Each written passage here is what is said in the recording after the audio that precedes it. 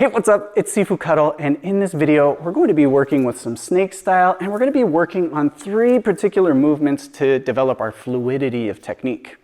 Now, our approach to this is one that I suggest you take towards your snake style in general.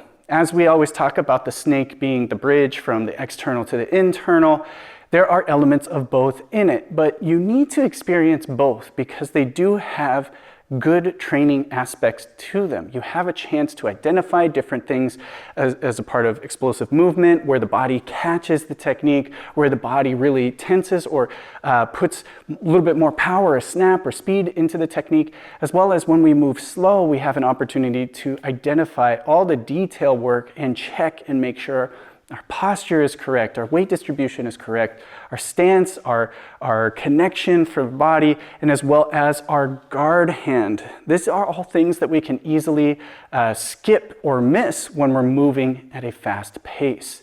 So what we're going to do is take 3 particular techniques and we're going to practice them at an internal or slow speed, a fast explosive speed, and then mix the two. And I'm going to show you how to kind of explore and work between the movements and my thoughts behind when I do this in my training as to choosing which ones are slow or which ones are fast. So let's get to it. So let's begin with the movements, and then we'll kind of work into doing this at like a full speed or external speed or a typical fast speed. So we're going to begin with a horse stance, and then we're going to do a horizontal chop to the throat. Then from here, we'll shift forward so we can reach over the top, snake strike again to the throat, and then we'll turn that hip forward as we throw our second snake strike to the throat with the fingertips. Okay, so again, we have 1, 2, 3. If I'm a little bit more towards the corner, I start with my hand back, chop through, poke with the fingers, poke with the fingers. Okay, now start with full power. You need to feel how the body works with these techniques. Now in Choi Li Fut, we follow through our technique. So rather than just stopping here, I'm going to go all the way through.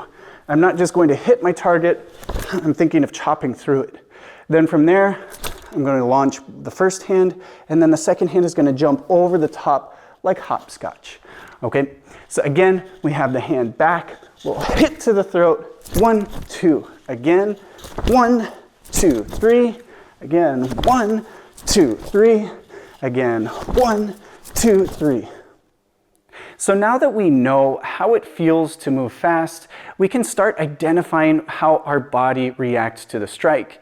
Even though we're not hitting anything, there are very important moments where we have to increase speed or tense up the muscles so that we can connect the stance through the hip to the shoulder to the strike itself.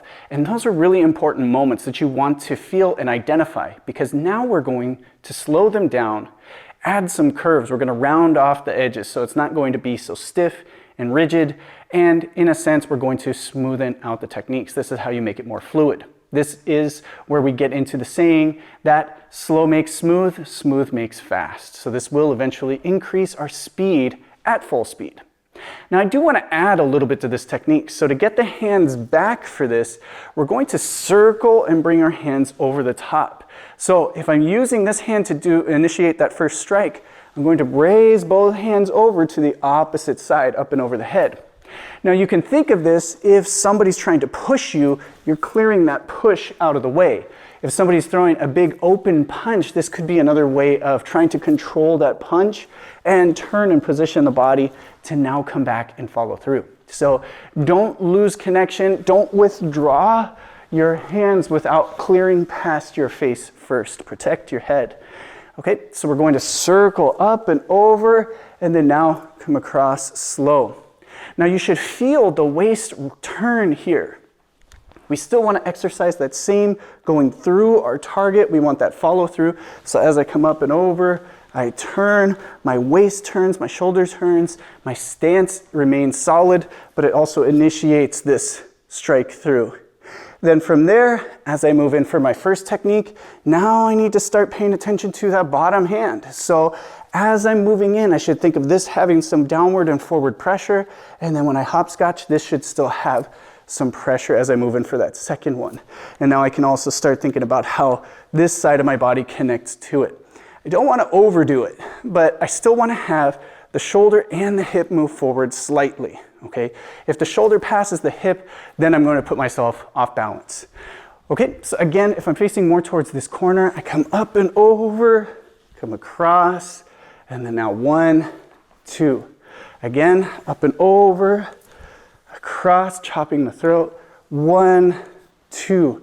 Maintaining that same intention as we move. I should think like I'm actually blocking and striking in a slow motion.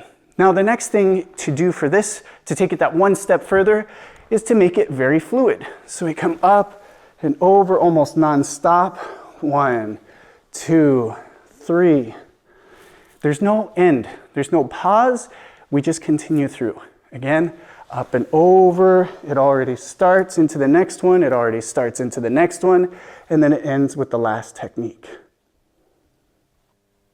All right, so now it's time to combine the two. We've had a chance to look at the fast and explosive and the slow and methodical, and now we want to mix the two together. So we get a little bit of that internal-external style mixture, and this is kind of the essence of the snake, is being able to fluidly work back and forth between the two. Now, both sides of this are important. So this is a way for you to train your other techniques and your forms, because you want to have that mixture, and it really goes by your own feelings. Remember, your forms are just practice of your techniques.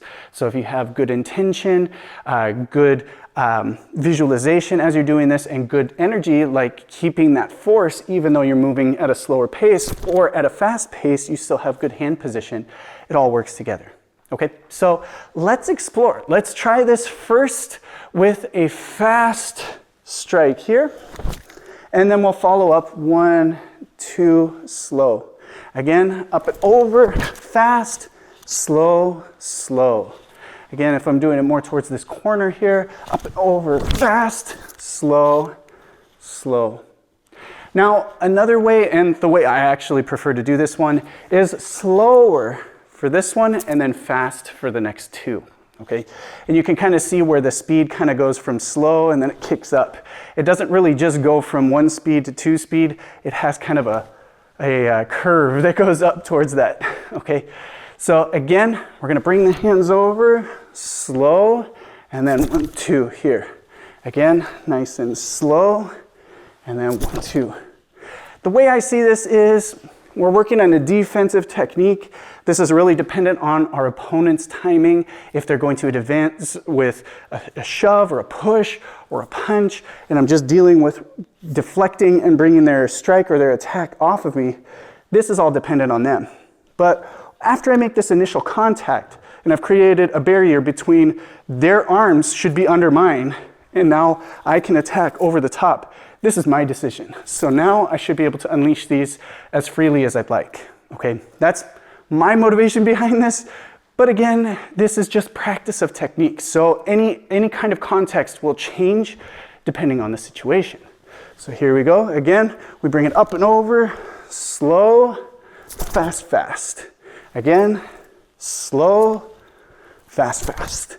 And you can kind of see it does not exactly like slow, slow, slow, slow, slow. It's got kind of like a fast, slow, a little bit fast, slow, and then fast, fast. So you have those variations. And I highly suggest it that way. So fast here, slow here, fast, fast. All right, so there you have it. Now you can see when we work from fast to slow to mixed and kind of testing things out, you can see how we can really work into a more connected internal/external style, or just a very nice way to develop our techniques. Remember, when we're doing this, it's not supposed to be the ideal that we move fast and then attack slow. We have reasons to practice this way so we can really develop good things for our body connection. But when it comes to combat, we do want to move at a combat speed, and not everything is going to go exactly as the technique shows. We may not have the chance to block and then go right into this chop, or block and chop and then move into these.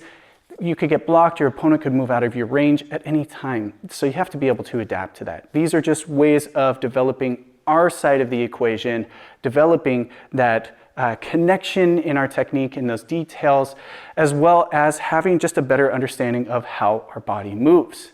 In the end, remember, slow makes smooth, smooth makes fast. So practicing both sides of the coin will make you a much better martial artist. All right, don't forget to check out the other videos in the playlist. This is going to be it for this snake technique, and really take the time to train on it. There's a lot that we can do with snake, and apply this to your different snake techniques and combinations to really get a better idea of the art.